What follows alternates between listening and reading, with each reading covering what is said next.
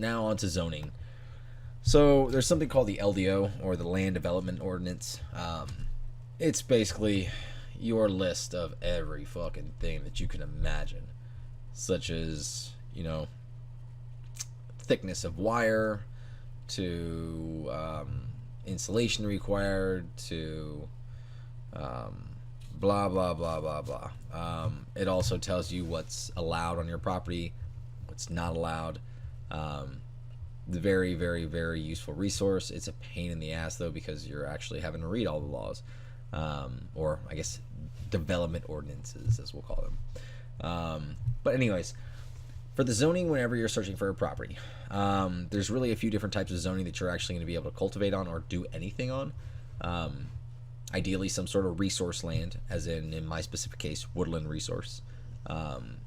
Something called EFU, or exclusive farm use, or farming land, and things like general industrial, light industrial, heavy industrial. You may need specific zoning like that for things like processing, where you're going to be using high pressure CO2 or supercritical CO2, or using flammable materials or solvents like butane or ethanol, for instance. So when you're searching for a property, before you look at anything, ask your realtor what the zoning is. There will be many, many realtors that just will not reply, because they know that that's the one question that will determine whether a property is can be feasibly used for cultivation or it can't. And a lot of realtors, they don't give a shit at all, and they just want to sell the property because that's what they do.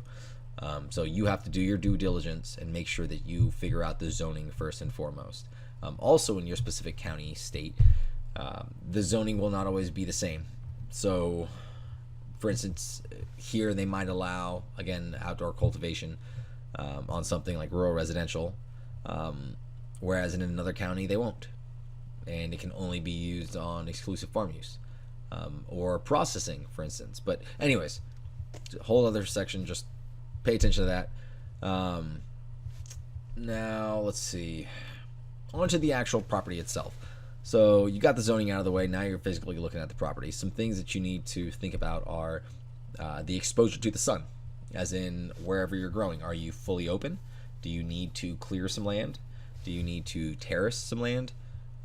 Make sure you have southern exposure, southwest exposure. Essentially, you want the sun to come up on your left, ideally, and set on your right.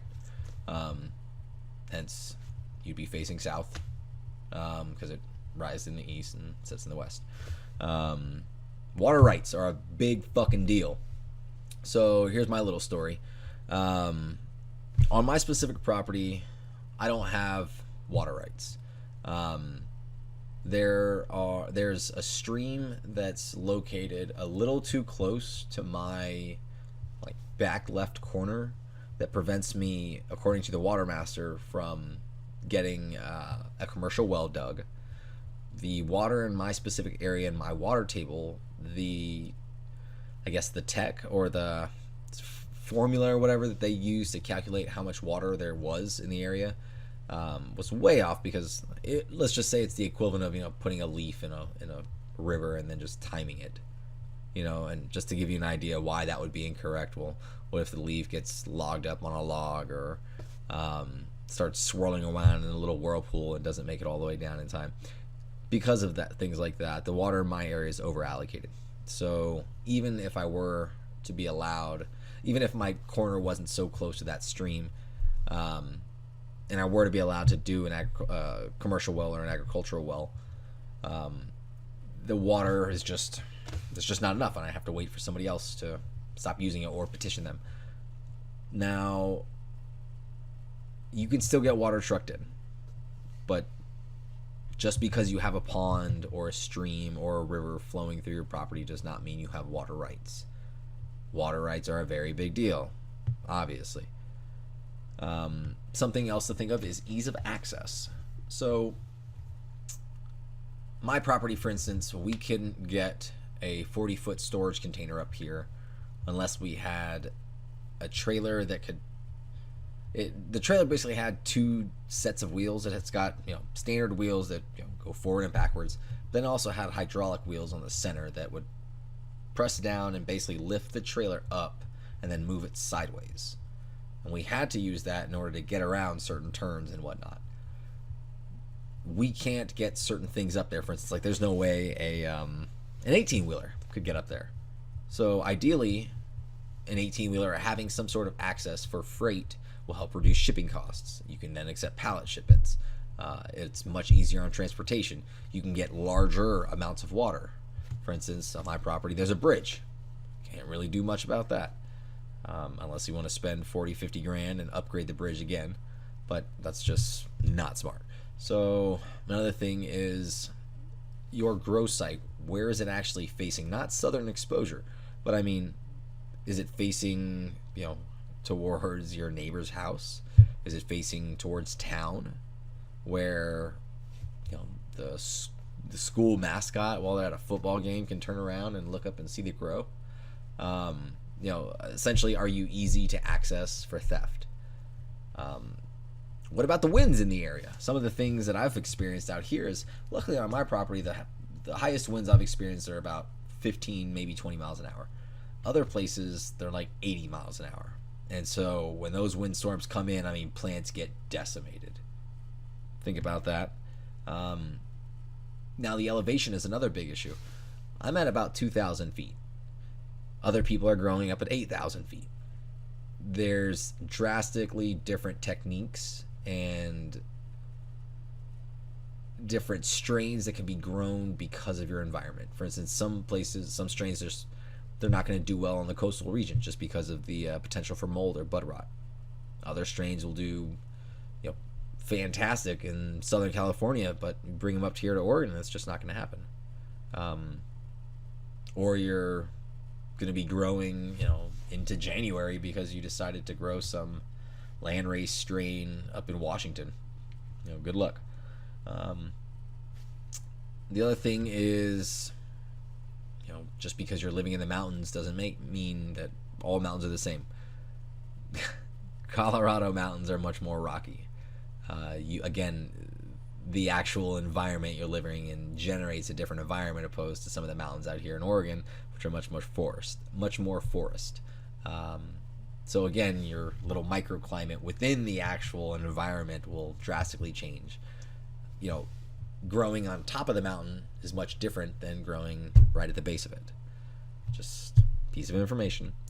Another thing is actually having access to some of your cultivation essentials. So there's a lot of farms that they love the security of being 2 hours away, but you're still 2 hours away.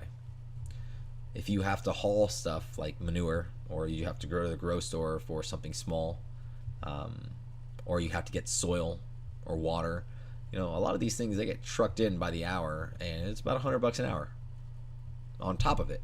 If you're, for instance, putting in a road and you need a bunch of 3/4 minus rock with base rock, I mean, $100 an hour plus each load, and again, it can add up. So just my recommendation, don't be further than 30 minutes away from anything. I think that's a solid number. It allows you to haul ass and get there in 15, 20 minutes if necessary, but 30 minutes is still far enough where you can be somewhat outside of town and not be on an island. So yeah, access to town, access to things like the vet or the hospital. A lot of people think about farming, and they forget that you're so far away from some of these simple things that when you start realizing, damn, I could bleed out. Just again, think about it. The other thing is, in your specific area, are you in a fire hazard? Where I am, I happen to be in a fire hazard, so it's just about all of Northern California and Southern Oregon. Do you have to make preparations? Ideally, it would be great if you could fight the fire around you. I'm not up to that capability yet, and I'm honest with it because I know I'm not. I don't have the water, not yet. It turns out my well was actually dug in a very bad place. I'm Like, yeah, we won't even talk about that. Um, it, your property could also be in like a floodplain or a FEMA special hazard flood area. It could also be in a riparian area. Riparian area is an area that's close to like a river or a creek or something. That's essentially, we'll just say, ripe for life or biological diversity. So you can't do new, or you can't have new construction or new developments within a riparian area. You will not be able to get licensed if you're in a flood area. You won't be able to get a loan for something in a flood area. These are issues. The other thing is to think about how close is your closest neighbor, and realize that when you're coming into places, and especially, so for somebody like me, coming from Texas, moving out to Oregon late in the game, you have to realize that all these laws and all this bullshit is set up because everybody's fucked it up for you. Everybody else, they've already let all the chemicals fucking run out in the national forests. They've already stolen all the water. They've stolen all the electricity. They've already done all the fucking shit to make our lives harder. So just remember that. When your neighbors are really insistent on who you are and wanting to come see and just really nosy, it's because they've dealt with shitty people in the past. I mean, it's different when you're not in a cultivation state, where essentially you're in a customer state. We have an entirely different environment that we deal with.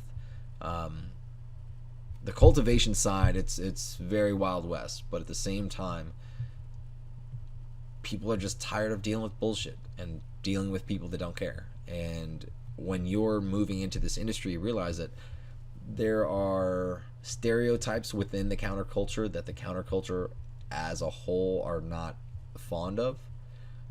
And we're also aware that people have fucked it up, and so we're trying to change that. So from me to you, please be aware of that, because this is my shit too. Overlays are an issue, and we'll get into that a little bit later, but I just wanted to bring that up briefly. Check into any overlays such as, for me, a deer and elk winter range overlay. I'll get into that. And hopefully there's some sort of property data map or something which should tell you what overlays are on your property. Things like an airport overlay, where, imagine it, your property is so close to an airport that you can't build up. Just something to think about. Obviously, your price range is a big issue whenever you're looking at property. Getting a loan from the bank. So something else I realized, if you're going to get a loan, you have to remember the bank doesn't care about the land, and they don't care about what you're going to do on the property. They do, but they want to make sure they can kick you out of something. You can't really kick somebody off land. I mean, you can, but really? But out of a house, you can kick somebody out of a house. And so for the bank, the house must be nice enough for them to loan the money on. And so when you are looking for property, you may not care about the house, but they do. And sometimes that's an issue, because you lose some great properties where you just don't have the cash, but again, something to think about. When you're looking at this property, depending on what you're going to actually do, and I mean, whether you're going to outsource everything post cultivation, as in you're going to outsource the drying, trimming, curing, I guess storage, and even distribution of it, because there are companies that can handle all of that for you. However, it's a little expensive considering the current market. You need to make sure that you have a veg area, a flower area, a drying area, a curing area, and a storage area. Now, some of these places can be, and what people are using, it's not professional, but people are using their greenhouses and grow rooms as drying areas and curing areas. They always have. It makes sense to storage, but it's it doesn't make sense if you're trying to focus on grams per year or something. You know, when your efficiency model or your efficiency scale goes beyond just one grow and you're focused on, you know, how much I can save over X amount of years, you don't want any downtime. Ideally, you always want to be drying something. You always want to be flowering something. You always want to be vegging something. And even your veg space is a big area, especially because nowadays they're really trying to dial in this whole tissue culture. And so you won't need access to mother plants and clones. You'll just need, you know, a tailored hormone and nutrient solution along with a bit of tissue from your plant, and that's that. It's kind of cool. Pretty cool. Now, some of the other, and really, I guess the last thing on this property is, and I spoke about it in I think the last podcast, Craigslist. You can find turnkey operations. You don't have to get a house. You don't have to do any of that shit. There are so many turnkey operations right now where farms have failed, or they didn't think it was going to be what it was. You know, and as unfortunately devastating as it is, there's a lot of farms on Craigslist that are up for sale. So you can kind of skip all the bullshit and basically skip everything that I've done, you know, and instead of building your own farm, you can buy one. So just another option.